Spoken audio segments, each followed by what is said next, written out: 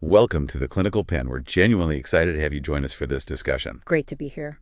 Before we really get going, please take a quick moment right now to subscribe to the Clinical Pen wherever you're listening. Definitely do that. And seriously, make sure you visit clinicalpen.com. There's just a wealth of information there that builds on topics exactly like the one we're about to explore. Yeah, lots of good stuff. Okay.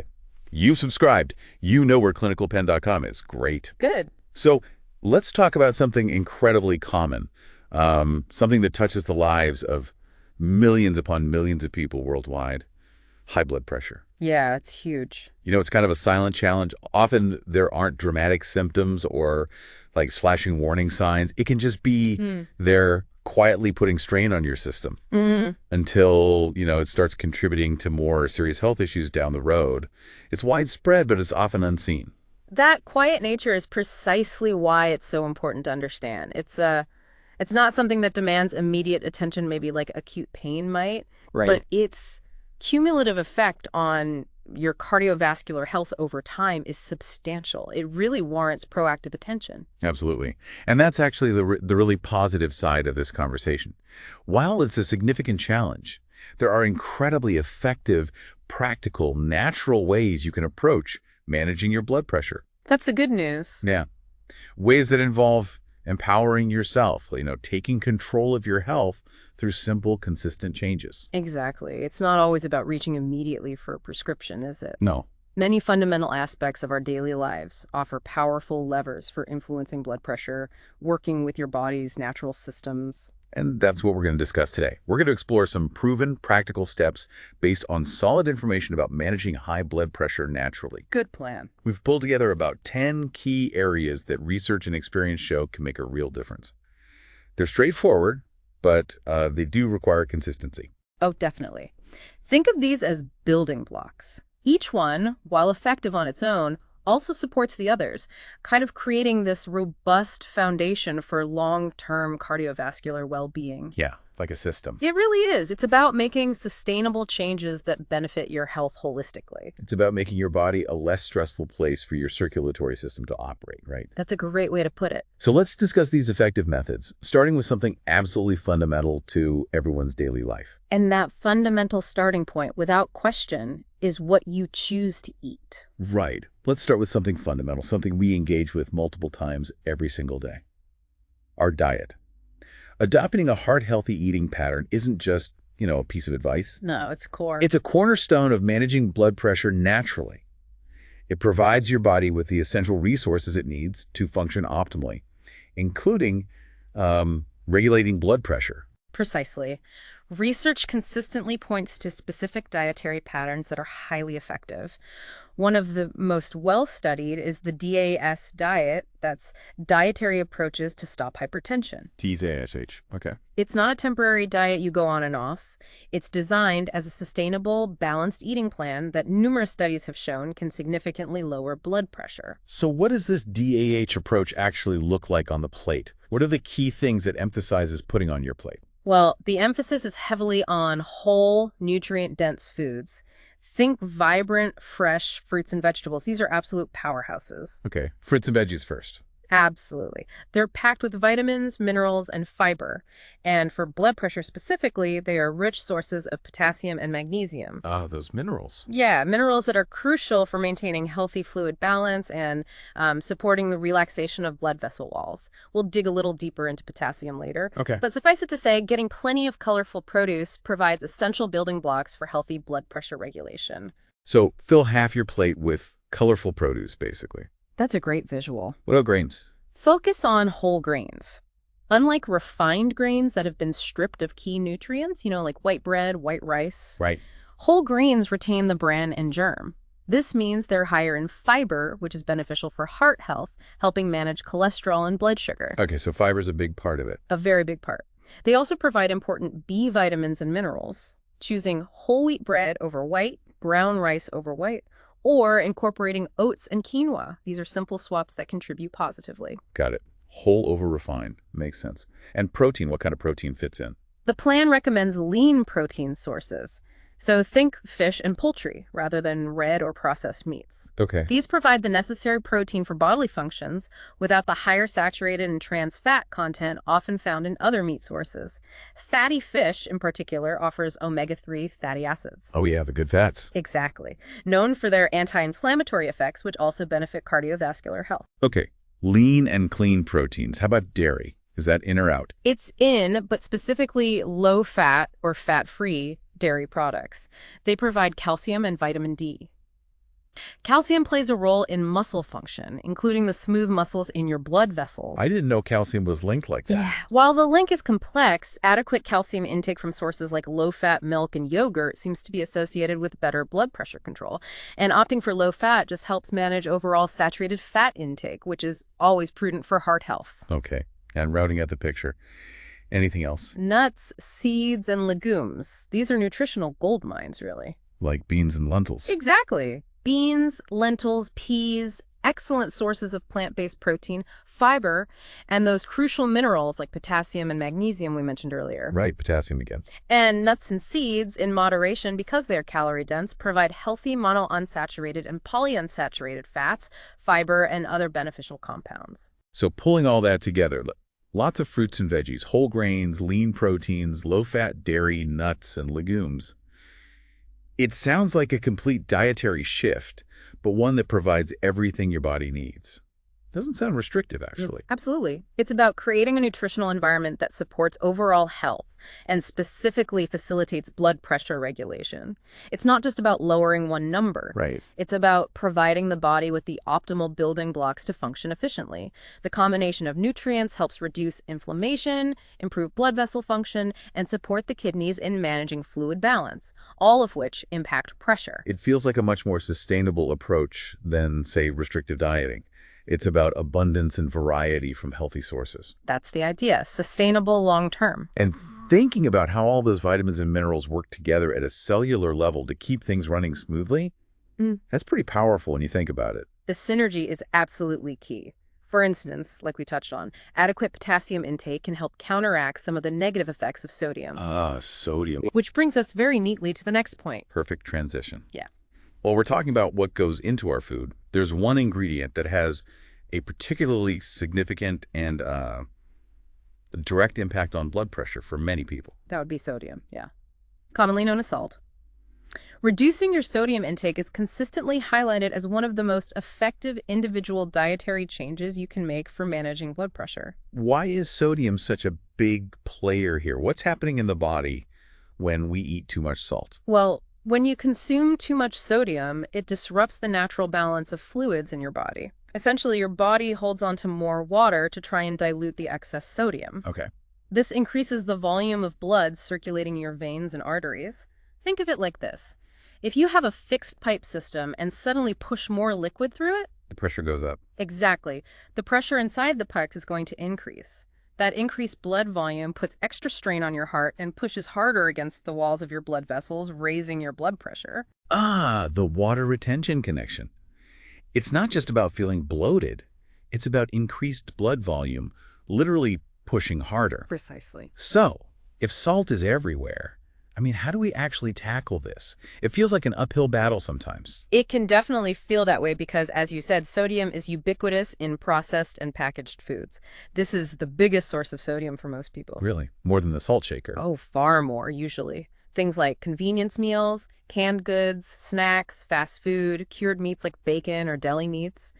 Even many types of bread and sauces are just loaded with hidden sodium. Wow. Bread too. Yeah, it's used for flavor, preservation, texture. So becoming aware of these hidden sources is really crucial. So step one is realizing where the vast majority of sodium is actually coming from, and it's often not where you think. Exactly, which naturally leads to one of the most effective strategies, cooking more meals at home from scratch. Makes sense. Control the ingredients. Right. When you prepare your own food using fresh ingredients, you have complete control over the amount of salt you add. You can add just a little. Or, even better, find other ways to enhance flavor. And that's where the fun comes in, using herbs and spices. Instead of relying on salt for taste, you can use garlic, onion, basil, oregano, cumin, turmeric, paprika. Gosh, the possibilities are endless. Absolutely. Herbs and spices allow you to create incredibly flavorful and satisfying meals without needing a lot of salt. It opens up a world of culinary exploration and makes eating lower sodium a delicious journey, not like a deprivation. It really does. It forces you to get creative in the kitchen, which can be fun. Is there a specific target amount for sodium we should aim for? For individuals working to manage high blood pressure, the general recommendation is to aim for less than 1,500 milligrams of sodium per day. 1,500, wow. How much is that in, like, regular terms? Well, to put that in perspective, a single teaspoon of table salt contains about 2,300 milligrams. Whoa, so less than a teaspoon for the entire day. That's the target, yes. Hitting that 1,500 milligram target requires diligence in reading food labels, understanding serving sizes, and being really mindful of those hidden sources we discussed. That 1,500 milligram target really highlights how much must be in processed foods. It feels challenging, but even small steps must help, right? Cutting back a little. They absolutely do. Every bit helps. Even a modest reduction in sodium intake can begin to have a positive effect on blood pressure. It's about making conscious choices consistently. Like what? Give us some examples. Okay, like opting for low sodium or no salt added versions of canned goods when you can. Rinsing canned beans or vegetables under water actually washes away some of the sodium. Oh, good tip. Choosing fresh meats over processed ones like sausages or deli slices, these seemingly small changes add up significantly over time and reduce that unnecessary strain on your system. So cutting back on sodium is key because it directly influences blood volume and pressure. It requires awareness, cooking more, and using flavor alternatives like spices. Yeah. Okay, that makes sense. Moving beyond the kitchen, let's talk about getting your body moving. Physical activity, yes. This is another incredibly powerful and natural tool for managing blood pressure and overall cardiovascular health. Get moving every day. This doesn't mean you have to, like, train for a marathon tomorrow. Right. Oh. The core idea is that regular physical activity makes your heart stronger and more efficient. How does a stronger heart specifically help lower blood pressure? Okay, so your heart is essentially the pump for your circulatory system, right? Right. When you engage in regular exercise, your heart muscle actually gets stronger, just like any other muscle you work. A stronger heart can pump more blood with each beat. Okay, more efficient. Exactly. Yeah. This increased efficiency means it doesn't have to beat as many times per minute or work as hard overall to deliver the same amount of blood throughout your body. Pumping more blood with less effort reduces the pressure inside the artery. Ah, I see. Plus, exercise also helps your arteries stay more flexible and can even help them widen slightly over time, which reduces resistance to blood flow. So it's like making the pump stronger and the pipes more accommodating, less resistance. That's a great way to visualize it, yeah. And the recommendation is very achievable for most people. Just 30 minutes of moderate intensity exercise on most days of the week. What does moderate feel like? Moderate intensity means you're working hard enough to raise your heart rate and you're breathing noticeably faster, but you can still hold a conversation. Maybe not sing a song, but you can talk. Okay, got it. The talk test. Precisely. Okay, 30 minutes. And there's so many ways to get those 30 minutes in. Walking or jogging, swimming, cycling. These are the classic examples, I suppose. They are, and they're accessible for many. Brisk walking is fantastic, requires nothing more than a comfortable pair of shoes, really. True. Jogging increases the intensity for a greater cardiovascular challenge.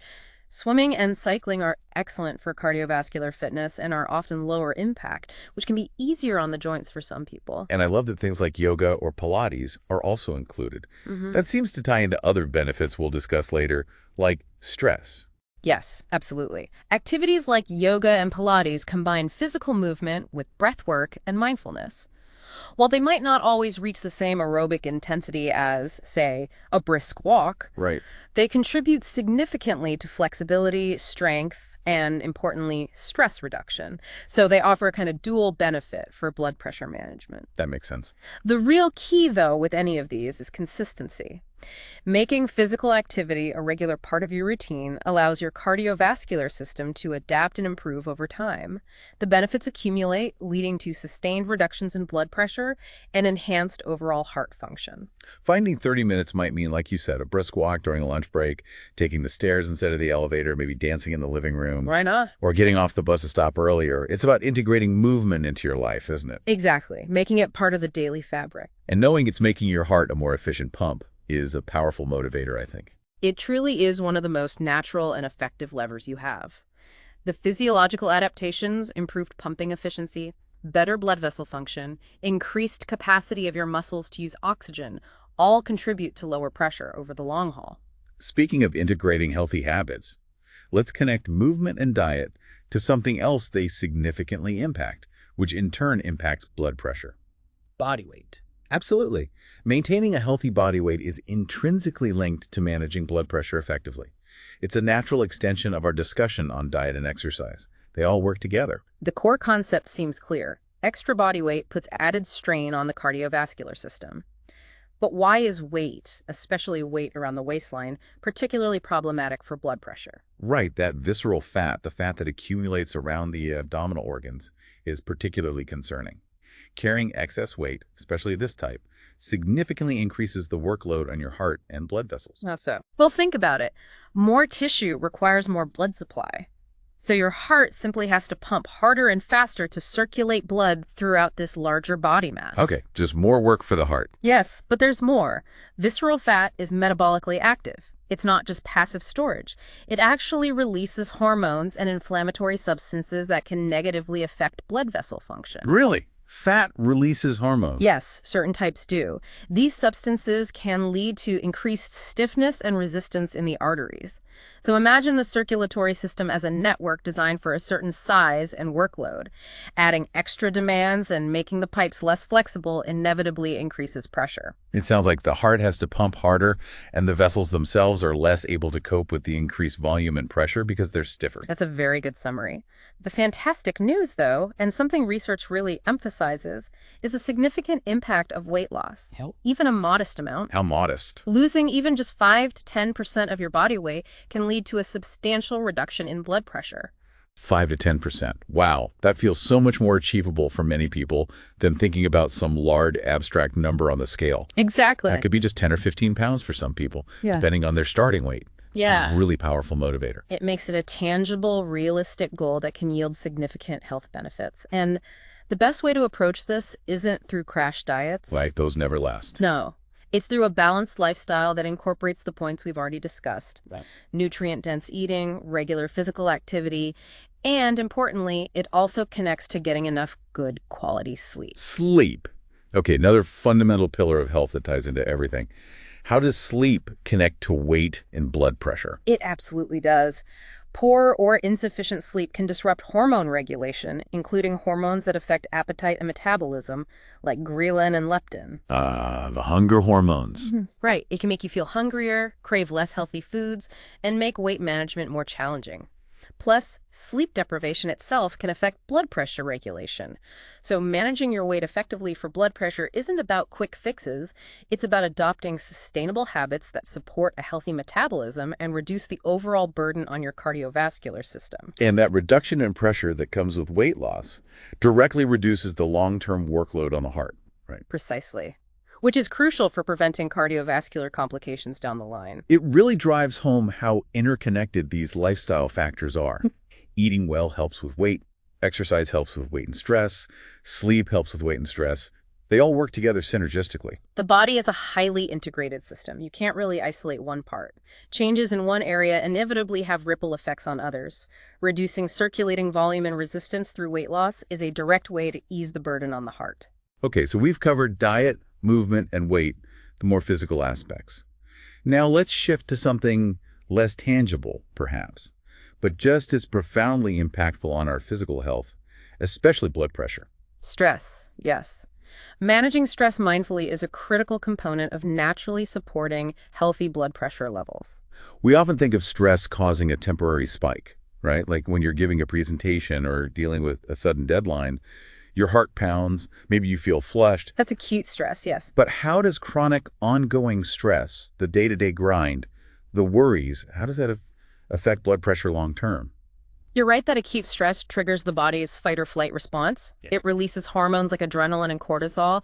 These cause immediate effects: increased heart rate, temporary blood vessel constriction, leading to that short-term pressure spike. Okay. However, when stress is chronic and persistent, the job worries, financial stress, relationship issues that don't go away, these stress hormones remain elevated much of the time. So the body stays in that alert state.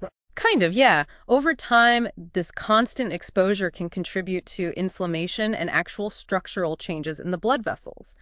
It can make them less elastic, less able to relax properly. Stiffer vessels again? Exactly. This increased stiffness and resistance in the arteries can lead to persistently elevated blood pressure. It's not just the spikes, it's the baseline pressure rising. So it's not just the occasional stressful moment, it's the long-term background stress that's really problematic for the vessels themselves. What are some natural ways to manage this chronic stress? Well, thankfully, there are several proven strategies. Deep breathing exercises are incredibly simple, yet remarkably effective. Is breathing slowly? Slow, controlled breathing, often focusing on the exhale. This activates the body's parasympathetic nervous system, the rest and digest system. Okay. This counteracts the stress hormones, helping to lower heart rate and blood pressure. It's a portable tool you can literally use anytime, anywhere you feel stress rising. Something so simple can make a physiological difference.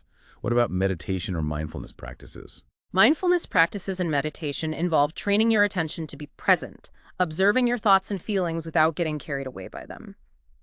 This can fundamentally alter your relationship with stressors. How so? It helps you react more calmly, reducing the intensity and duration of that physiological stress response we talked about.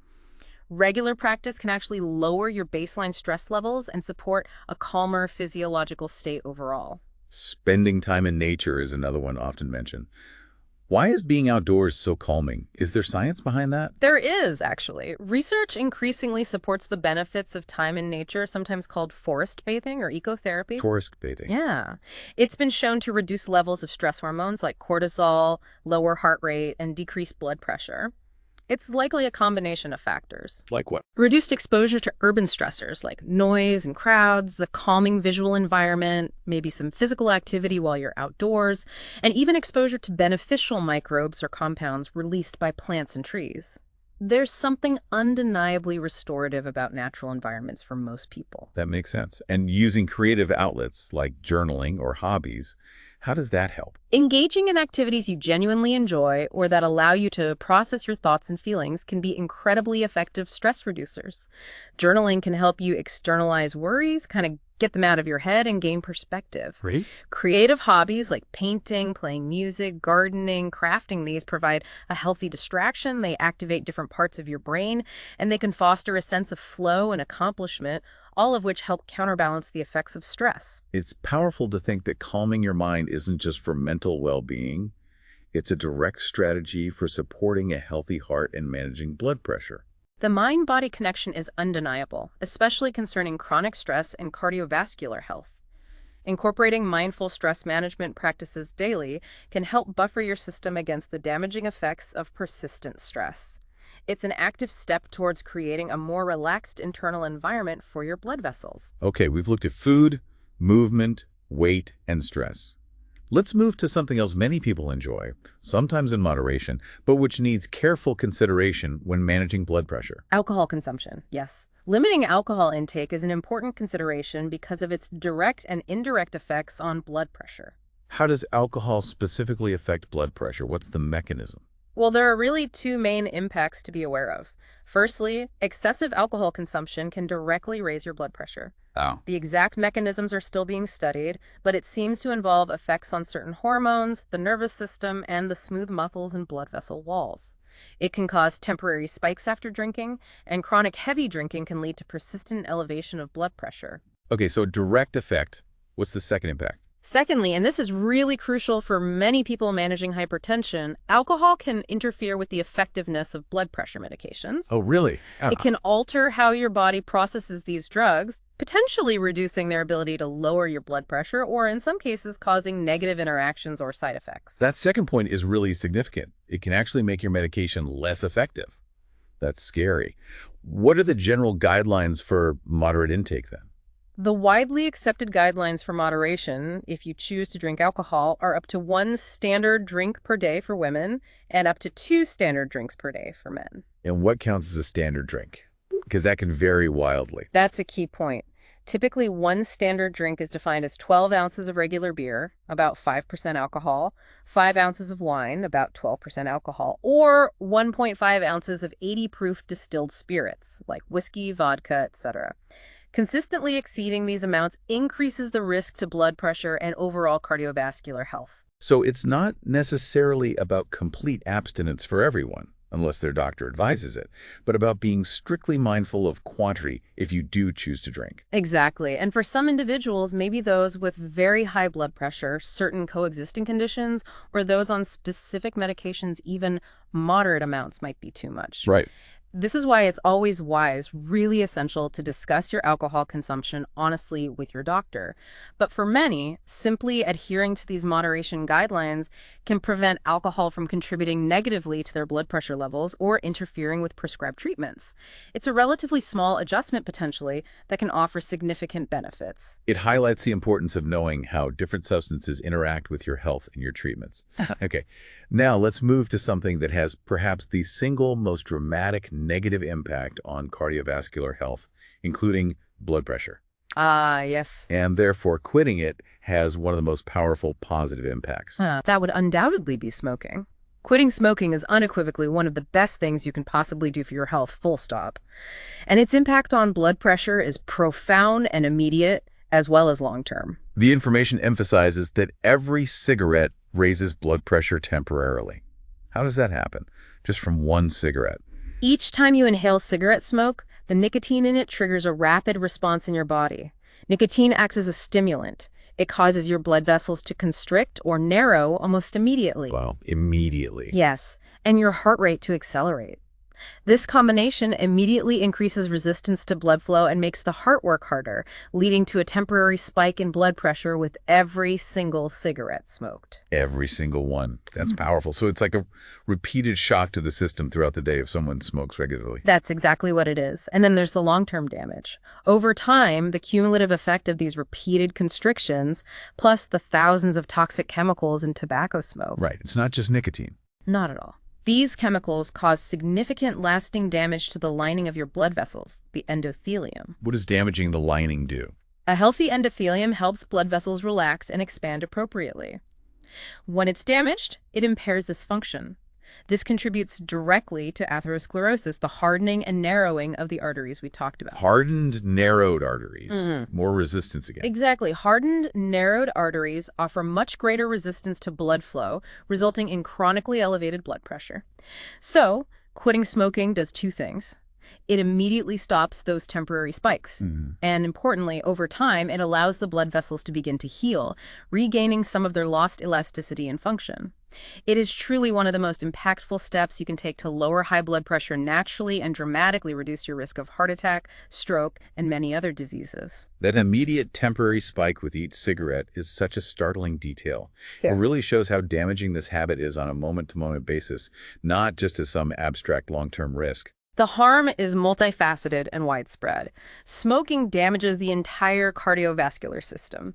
While quitting is incredibly challenging, we know that. Very hard for many people. Absolutely.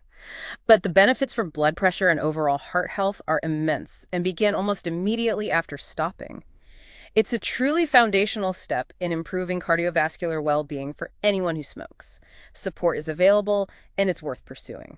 Definitely. Okay, let's circle back to diet for just a moment.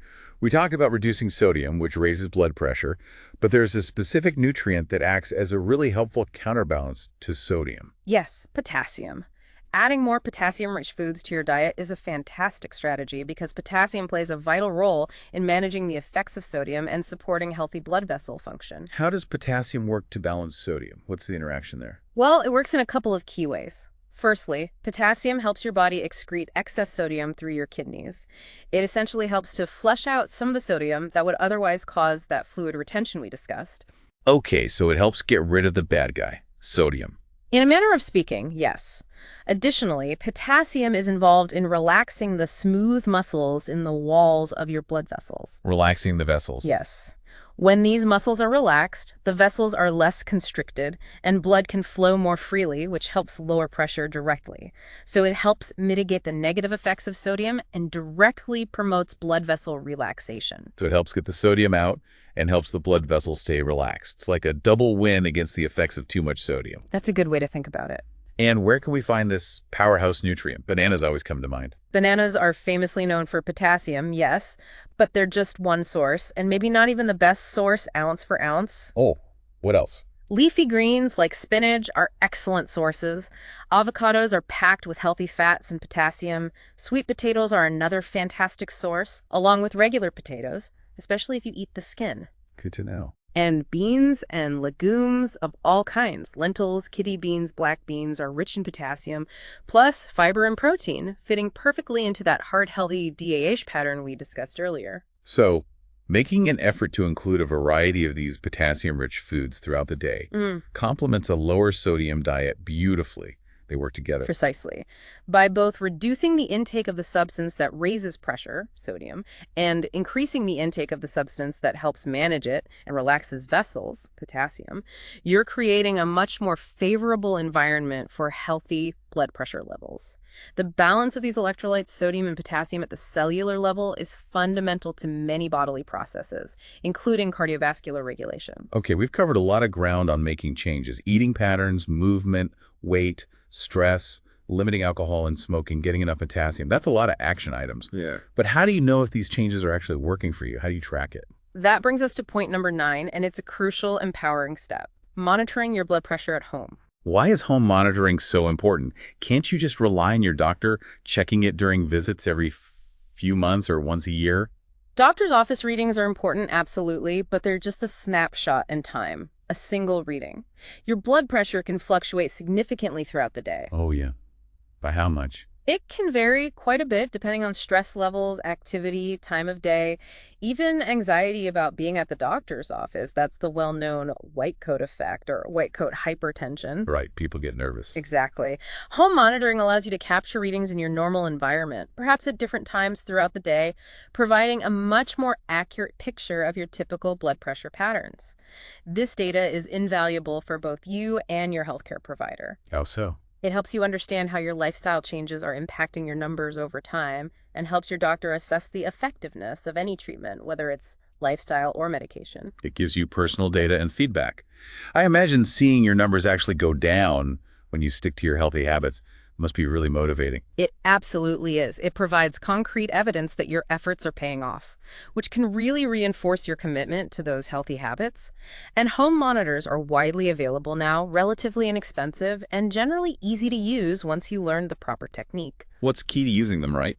Following the instructions carefully, using the correct cuff size for arm, resting quietly for a few minutes before taking a reading, and keeping a log of your readings. And there's another vital benefit to regular home monitoring, isn't there? Something about catching issues early. Yes, and this is perhaps the most critical aspect, tying back to what we said at the start about hypertension often being silent. Right, the silent challenge. Because high blood pressure often has no symptoms in its early stages, regular monitoring at home can help you detect any significant rises early on.